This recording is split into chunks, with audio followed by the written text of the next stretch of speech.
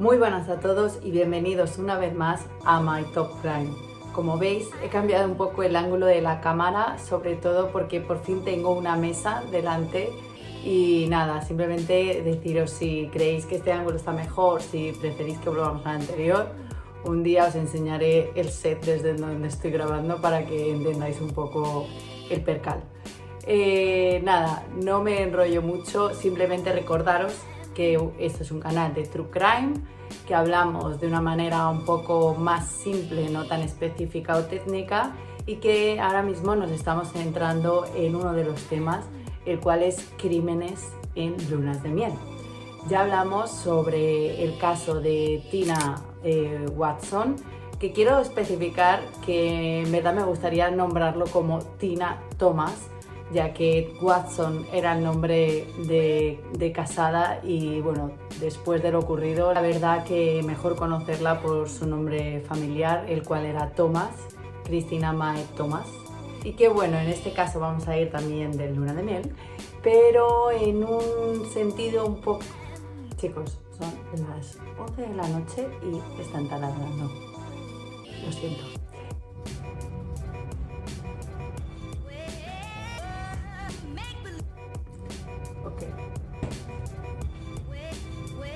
También nos vamos de luna de miel, pero en este caso yo creo que el concepto criminal es un poco distinto. Ya me diréis vosotros al final. Entonces nada, nos cogemos las maletas y nos vamos a Córcega.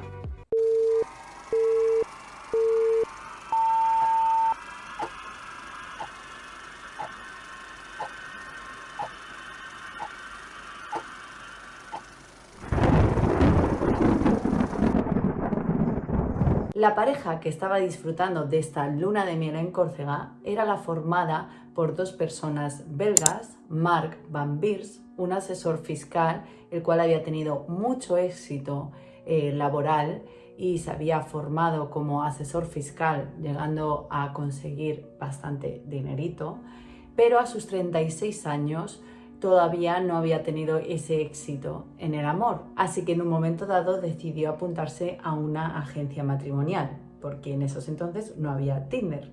Y ahí es donde conoció a Aurore Martins.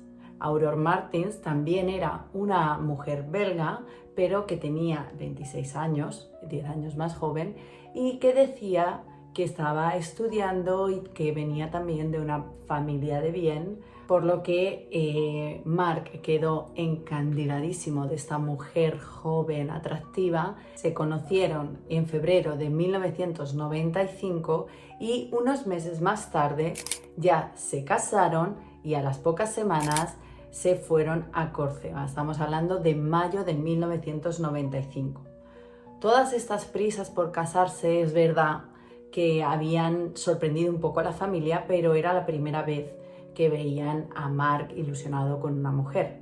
También os digo, por favor, o sea, aunque os creáis súper enamorados y sea a lo mejor la primera vez que os sentís tan cómodos con una pareja, considerar que el matrimonio es algo bastante importante y consejo personal, tener conciencia, sobre todo cuando lleváis poco tiempo, que nunca se deja de conocer a alguien. Bueno, después de estos consejos, Bárbara, vamos a la historia.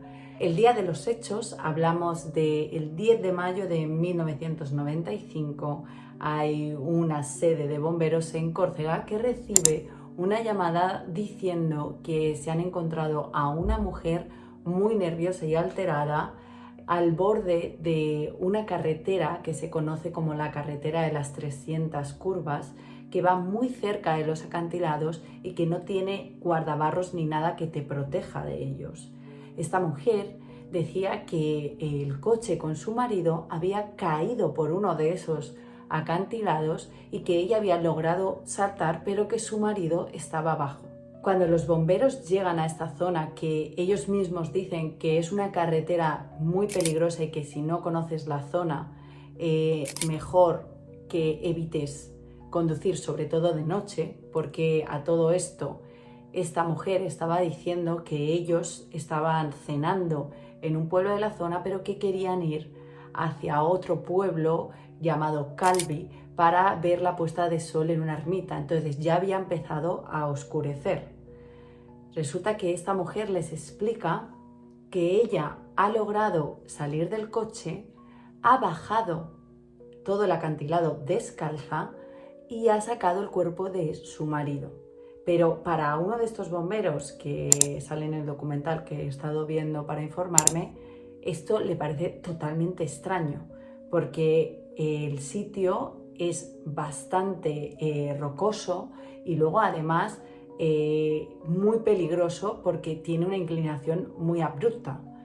Es más, ellos para bajar hicieron un primer intento, pero luego no conseguían llegar hacia el coche, así que tuvieron que pedir un equipo extra que les fuese iluminando para ver el terreno. Pero es que además hubo contradicciones en lo que decía esta mujer, porque al principio ella dijo que todo esto había ocurrido cuando se dieron cuenta de que estaban yendo en una dirección que no era la correcta y Mark intentó dar marcha atrás y hacer una maniobra de cambio de sentido, provocando que el coche cayese hacia atrás. Y luego, más adelante, de repente cambió la historia y dijo que se les había cruzado un animal y la reacción de Mark para intentar esquivarlo había hecho que el coche llegase al acantilado. Cuando todo esto está pasando, Aurore se pone tan nerviosa que acaban llevándosela y los bomberos se enfocan en encontrar el cuerpo de Mark. Y sí, digo el cuerpo porque en ese momento ven que el coche está totalmente destrozado y que encima hay muchas manchas de sangre y además restos de cerebro.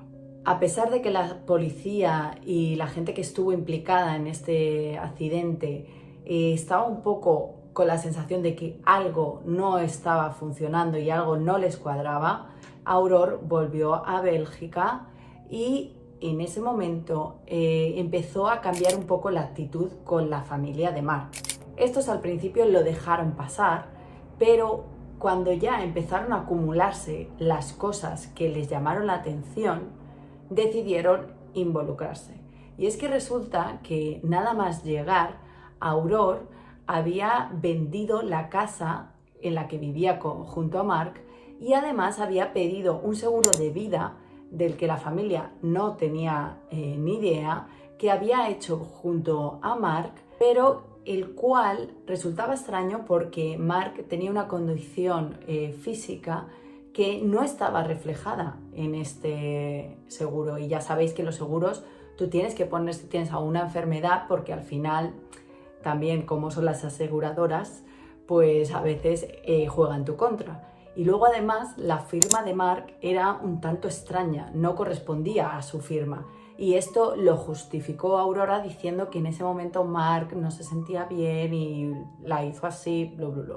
Bueno, resulta que aparte de esto, Aurore cuando vendió la casa no dejó a la familia quedarse con ninguno de los objetos de Mark, incluso cuando la madre le pidió ir para coger algo en concreto que ella quería como recuerdo de su hijo.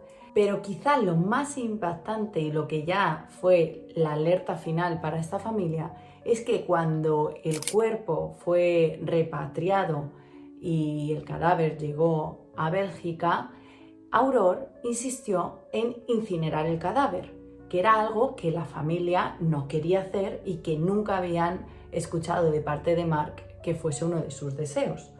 Finalmente, como en Bélgica la ley es muy explícita respecto a la incineración, no se hizo y se le enterró. Y a pesar que, como decimos, en Córcega esto ya se había dejado pasar como un accidente y que luego además en Bélgica tampoco había tenido mucho bombo esta historia, la familia luchó porque se volviese a abrir este caso y sobre todo por exhumar el cadáver de Mark para realizarle una autopsia. Y ahí es cuando se empezó a descubrir qué había pasado realmente en esta historia. Resulta que una de las primeras cosas que se vio en el cadáver es que no tenía ningún moratón. Claro, si tú caes por un acantilado dentro de un coche que está volcando o que acaba boca abajo, dime tú si no deberías de tener zonas amoratadas. ¿Qué quiere decir esto?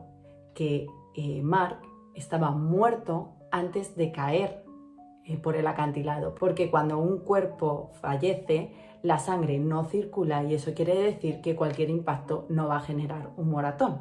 Y además se descubrió que por los flujos y los líquidos que tenía el estómago de Mark, no era posible que él hubiese cenado horas antes de este crimen, por lo que Aurore había mentido en su declaración. Pero casi lo más heavy y lo que llevó ya a seguir indagando sobre qué había pasado es que los golpes que tenía Mark en el cráneo no eran producidos por el accidente, sino que venían producidos por una persona golpeando a Mark en la cabeza. Y habían sido tan heavy que habían hecho que su cráneo básicamente explotase. Y no nos quedamos ahí, sino que también hubo pruebas forenses de la carretera del accidente y a pesar de haber pasado ya unos años de esto, porque estamos hablando que esto ya estaría siendo en el 1997, un experto dictaminó que el coche, según las fotos de dónde estaba y cómo se supone que decía Aurore que había caído, no podría haber caído de la forma que ella estaba declarando, ya que si hubiese sido de esa manera, hubiese acabado en el lado opuesto, o sea, directamente en el mar, y el coche estaba en unas rocas. Pero lo peor era que también descubrió que el coche no había caído en marcha, sino que había sido empujado desde parado. ¿Qué quiere decir esto? Que Aurore no pudo sola empujar este coche con Mark dentro. Es decir, tenía que haber más personas. En paralelo a todo este análisis forense, también se estaba indagando en esta persona para saber si realmente era lo que estaba contando. Y spoiler, no. Resulta que Aurore no estaba estudiando, no venía de una familia de bien, sino todo lo opuesto. Había nacido en una familia en la que la madre se había ido cuando ella era muy joven, les había abandonado, y la relación con su padre no era la mejor, por así decir. La verdad es que el padre la trataba bastante mal, hasta tal punto que en un momento dado ella y su hermana gemela deciden irse y hacer su recorrido. Esto la había llevado a una vida de saltar de trabajo en trabajo no profesional, y cuando conoció a Mark, en verdad se dedicaba a vender tablas de planchar, o sea que evidentemente no tenía una situación económica como en la que ella iba alardeando. Pero es que además, porque chicos, yo no sé de verdad quién se cree que puede hacer el crimen perfecto. O sea, siempre hay pruebas, siempre hay rastros y siempre va a haber personas detrás buscándolos. Entonces, esta gente, de verdad, es verdad que tengo que decir que duraron bastante, pero... Y resulta que ¿qué había pasado? Que en un momento dado Aurore se sintió que ya no estaba en la mirada de la policía ni que nadie la iba a relacionar y había empezado a hablar de lo que había pasado en Córcega, con la mala suerte de que se lo comentó a la que en ese momento era novia de su padre en el hospital, pero que cuando ésta dejó al padre fue a la policía a contarle que esta tal Aurore Martin había cometido este crimen planificado y premeditado junto a su amante Peter Ove Smith. Perdón, Peter Ove Smith, lo que está aquí escrito.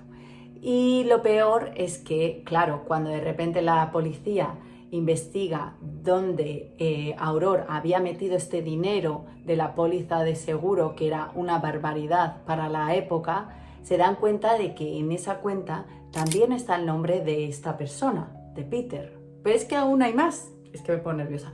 Es que resulta que esta persona también había estado involucrada en un crimen anterior de su esposa en ese momento, con la cual también se había casado muy rápidamente, también había recibido un seguro de vida y lo peor de todo, también había fallecido dentro de un coche sumergido en un lago. ¿What? Sí, o sea, resulta que esta persona un año después de haber conocido a Aurore, porque Aurore y Peter se conocen haciendo senderismo en 1991, resulta que un año después se casa con Ursula Deschamps. Úrsula era una mujer que en ese momento se encontraba un poco vulnerable y apenas 2 meses después de haber conocido a Peter se casa con él. Pero cuando se casa empieza a ver que Peter cambia un poco la actitud. Lo principal es que la maltrata, o sea, vamos a decirlo así. Y lo siguiente es que empieza a ver que está teniendo ciertos chanchullos con coches que ella no quiere estar involucrada. Por lo que en un momento dado decide separarse y resulta que durante este proceso de separación, un día el cuerpo de Úrsula se encuentra en un coche al fondo de un lago después de haber tenido un accidente junto a su todavía marido Peter, en el cual él había conseguido salir del coche, nos suena de algo, ¿no? Y ella había acabado hundiéndose en el lago. Claro, todo esto no cuadraba a la familia, sobre todo a la hermana de Úrsula, pero por aquel tiempo se creyeron la historia de Peter y él acabó cobrando el seguro de vida de Úrsula. Y resulta que 3 años más tarde ocurre lo mismo, pero ahora de manos de la que había sido novia y que seguía siendo Aurore Martins. ¿Y cómo había pasado todo? Bueno, finalmente se descubre que es que Peter junto a otras 2 personas habían estado esperando en un punto determinado con un coche y cuando Aurore y Mark pasaron por ahí, les pararon, atacaron a Mark, todos los que estaban ahí básicamente, y finalmente le metieron en el coche y lo empujaron, básicamente como decía el análisis forense, perdón, que he movido todo. Bueno, cuando ya todo esto cobra sentido, resulta que no se les encuentra por ningún lado. Se da una alerta, intentan buscar en los sitios donde saben que tienen familiares, pero no aparecen. Y será 2 años más tarde, en 1997, cuando descubren a esta pareja en Miami y las condiciones de vida que tenían, no lo podéis creer. Se habían comprado un yate, una mansión, vivían con todo lujo. O sea, solo deciros que su vecina era Madonna, para que os hagáis una idea de la vida de derroche que estaban llevando. Tanto es así que se creía que si seguían así, evidentemente iban a gastar todo lo que habían recibido y como tampoco trabajaban, probablemente estarían pensando en volver a repetir lo mismo. Tras muchas peleas para repatriarlos, finalmente vuelven a Bélgica, donde serán juzgados en 2001. Aurore será condenada con agravantes por ser la pareja de Mark y Peter será condenado tanto por el asesinato de Mark como por el de Úrsula. Pero tristemente os tengo que decir que los dos están actualmente en la calle. Aurore salió en el 2006, o sea, 5 años después de ser condenada, y Peter en el 2007. Se dice que en el momento en el que Peter seguía en la cárcel, Aurore iba a visitarle y que podía ser que siguiesen manteniendo esa relación. Pero actualmente se sabe que viven en sitios muy separados. Aurore está ejerciendo de profesora y Peter es carpintero. Esta pareja fue apodada como los amantes diabólicos y bueno, finalmente se le acabó dando la importancia que se le tenía que dar en Bélgica y así poder hacer justicia por Mark Van Beers y por Ursula Deschamps. Bueno, decirme qué os ha parecido esta historia. Yo creo que es una historia totalmente de película de Antena 3, domingos por la tarde. Pero bueno, es muy fuerte que haya gente que sea tan malvada, chicos. O sea, de verdad todavía no me puedo plantear cómo se puede planificar un asesinato y algo tan horrible en una luna de miel. Y es que, chicos, aún sigo alucinada de cómo puede haber gente tan malvada y tan cruel como para planificar un asesinato de este tamaño en una luna de miel. O sea, cuando tienes a una persona intentando disfrutar del momento, ilusionada, creyendo que la pareja que tiene o que la persona que está a su lado la quiere y que está disfrutando de esa experiencia tanto como él. O sea, No me salen las palabras, pero bueno, espero que dentro de lo que cabe os haya gustado. Como veis, a lo mejor el enfoque de esta cámara me está haciendo que me suelte un poco más y espero que sigamos por esta línea. Cualquier comentario, cosa, opinión, dejármelo escrito y nos vemos en el siguiente caso, que será el último de esta saga de crímenes en lunas de miel, pero bueno, creo que también está a la altura de estos dos casos que ya hemos hablado.